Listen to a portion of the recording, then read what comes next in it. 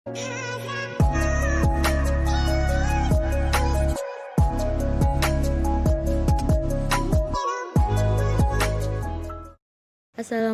warahmatullahi wabarakatuh. Halo guys, welcome to my YouTube channel. Pada video kali ini, saya akan menyampaikan sebuah materi yang berjudul pubertas, menstruasi, dan mimpi basah. Sebelum masuk ke materi, jangan lupa like, comment, subscribe ya guys.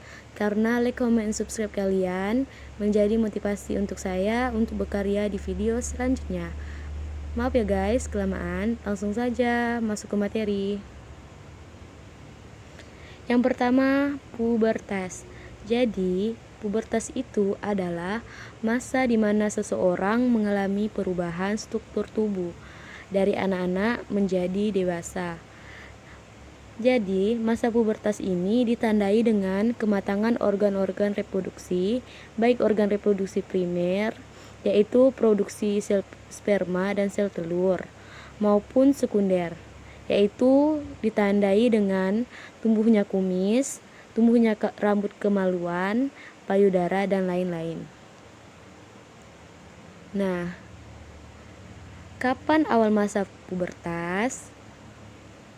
Jadi, awal masa puber itu berkisar antara 13-14 tahun pada laki-laki dan 11-12 tahun pada perempuan.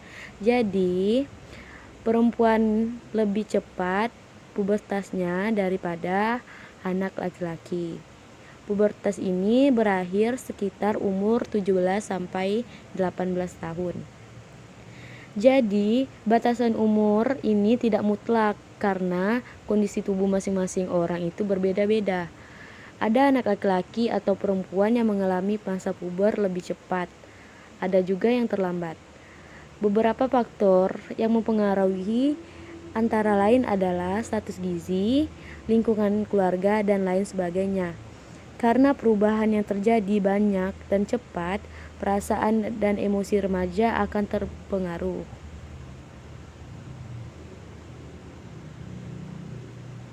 Nah, apa yang terjadi pada masa pubertas? Yang pertama, tubuh akan mengalami perubahan kerja hormon.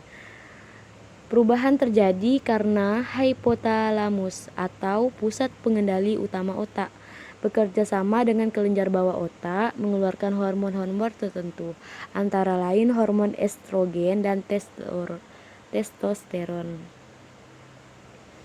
Nah, selanjutnya, pada perempuan yang dominan adalah hormon estrogen dan pada laki-laki yang dominan adalah hormon testosteron.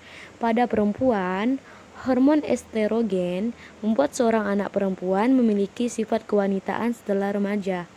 Sedangkan hormon progesteron efeknya yang utama adalah melemaskan otot-otot halus, meningkatkan produksi zat lemak di kulit, mempertebal dinding di dalam rahim, dan merangsang kelenjar-kelenjar agar mengeluarkan cairan pemupuk bagi sel telur yang dibuahi.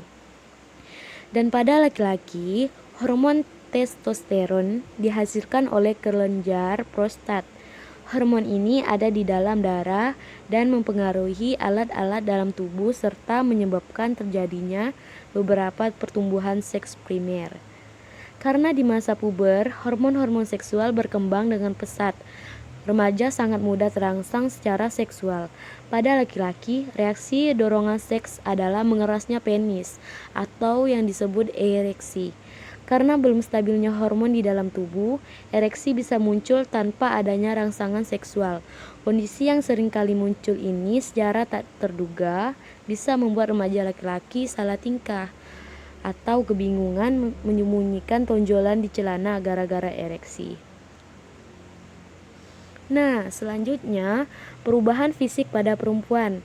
Hormon estrogen dan progesteron mulai berperan aktif akan menimbulkan perubahan fisik seperti payudara, panggul mulai melebar dan membesar akan mengalami menstruasi atau haid.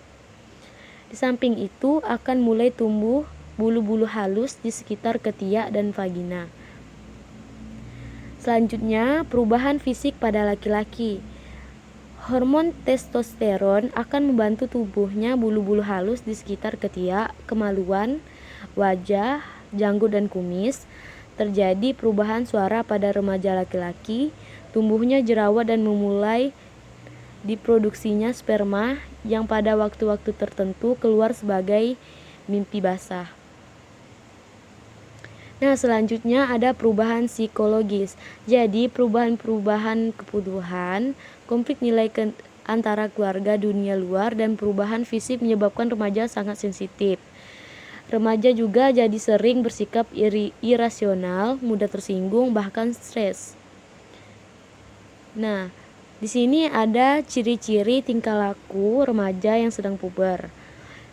Yang pertama, mulai meninggalkan ketergantungan kepada keluarga dan ketenangan masa kecil. Mulai banyak menghabiskan waktu dengan teman-teman sebayanya. Mulai mempelajari sikap serta pandangan yang berbeda antara keluarga dengan dunia luar, mengenai tentang moral, seksualitas, dan lain sebagainya. Mulai menghadapi konflik dan harus memutuskan apa saja norma yang harus diambil dari luar, serta beberapa banyak ajaran orang tuanya yang harus dia tolak. Mulai muncul kebutuhan akan privasi. Mulai muncul kebutuhan keintiman dan ekspresi erotik. Mulai memperhatikan penampilan dan tertarik pada lawan jenis dan ingin menjalin hubungan yang lebih dekat pada lawan jenisnya. Selanjutnya ada menstruasi. Jadi, apa itu menstruasi? Menstruasi adalah proses peluruhan lapisan dalam endometrium yang banyak mengandung pembuluh darah dari uterus melalui vagina. Menstruasi dimulai saat pubertas, berhenti sesaat waktu hamil atau menyusui, dan berakhir saat menopause, ketika seorang perempuan berumur sekitar 40-50 tahun. Di Indonesia, menopause terjadi rata-rata di atas usia 50 tahun. Jadi, bagaimanakah proses menstruasi? Ovarium bayi perempuan yang baru lahir mengandung ratusan sel telur, tetapi belum berfungsi. Ketika pubertas, ovariumnya mulai berfungsi dan terjadi proses yang disebut dengan siklus menstruasi, atau jarak antara hari pertama menstruasi bulan ini dengan hari pertama menstruasi bulan berikutnya. Dalam satu siklus, dinding rahim menebal sebagai persiapan jika terjadi kehamilan akibat produksi hormon-hormon oleh ovarium. Sel telur yang matang akan berpotensi untuk dibuahi oleh sperma hanya dalam 24 jam. Bila ternyata tidak terjadi pembuahan, maka sel telur akan mati dan terjadilah perubahan pada komposisi kadar hormon yang akhirnya membuat dinding rahim akan luruh disertai pendarahan. Inilah yang disebut dengan menstruasi. Dan menstruasi yang pertama disebut dengan menarche. Nah, kapan menstruasi terjadi? Jadi, kira-kira pada umur 9 tahun, paling lambat kira-kira 16 tahun. Variasi ini terjadi karena proses pertumbuhan setiap orang berbeda-beda. Menstruasi biasanya terjadi setelah buah dada mulai membesar, rambut tumbuh di seputar alat vital dan di ketiak, dan vagina mengeluarkan cairan keputih-putihan. Berapa lama masa menstruasi berlangsung? Rata-rata masa menstruasi berlangsung 4-5 hari. Namun ada juga mengalami hanya 3 hari, ada juga yang sampai 1 minggu. Jadi setiap orang itu berbeda-beda masa menstruasinya. Apakah akan terjadi berulang-ulang? Tentu saja, karena menstruasi akan terus selama sel telur yang matang tidak dibuahi oleh sperma. Jadi, apabila sel telur yang matang tidak dibuahi, maka menstruasi akan terjadi. Bagaimana menghitung siklus menstruasi?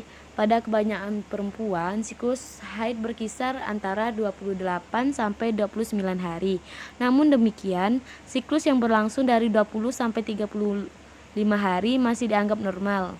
Siklus menjadi teratur setelah tahun pertama dan seterusnya.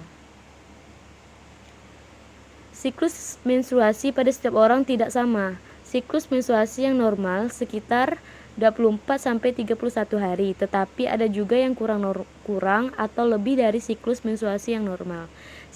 Siklus ini tidak terlalu sama setiap bulannya. Perbedaan siklus ini ditentukan oleh beberapa faktor, misalnya faktor gizi, stres, dan faktor usia. Pada masa remaja biasanya memang mempunyai siklus yang belum teratur, bisa maju ataupun bisa mundur beberapa hari. Pada masa remaja, hormon-hormon seksualnya belum stabil. Semakin dewasa, biasanya siklus menstruasi menjadi lebih teratur, walaupun tetap saja bisa maju atau mundur karena faktor stres atau kelelahan. Biasanya paling lambat setelah 1 tahun sejak menstruasi pertama, siklus menstruasi mulai teratur. Namun, bisa juga tidak karena dipengaruhi oleh kondisi emosional atau oleh perubahan kebiasaan. Bila masa haid tetap tidak teratur sampai 2 tahun sejak mulai pertama haid, maka harus segera menghubungi dokter. Selanjutnya, mimpi basah. Apa itu mimpi basah? Secara alamiah, sperma akan keluar saat tidur. Sering pada saat mimpi tentang seks disebut mimpi basah. Mimpi basah ini sebetulnya merupakan salah satu cara tubuh laki-laki ejakulasi. Ejakulasi terjadi karena sperma yang terus-menerus diproduksi karena perlu dikeluarkan. Ini adalah pengalaman yang normal bagi semua remaja laki-laki.